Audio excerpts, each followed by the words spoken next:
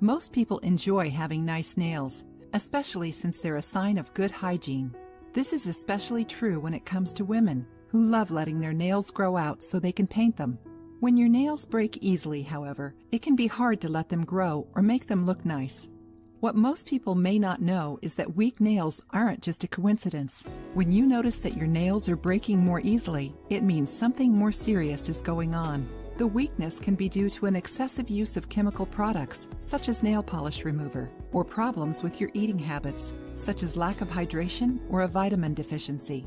If you're dealing with this right now, you should try the recipe we're going to teach you today. It's easy to make and calls for natural ingredients that will make your nails grow back faster and stronger.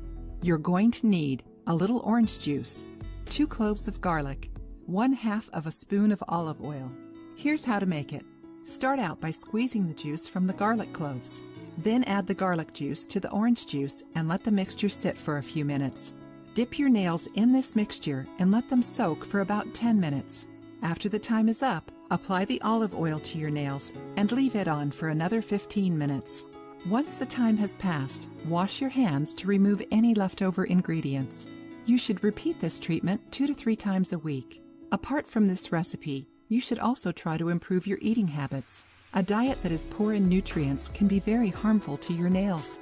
Try to increase your protein intake and balance out your diet by eating more fruits and green vegetables.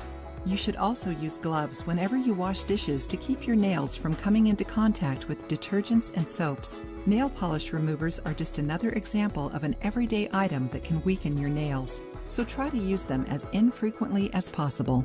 If you liked the video, give it a thumbs up and share it with your friends. For more recipes and tips, subscribe to the channel.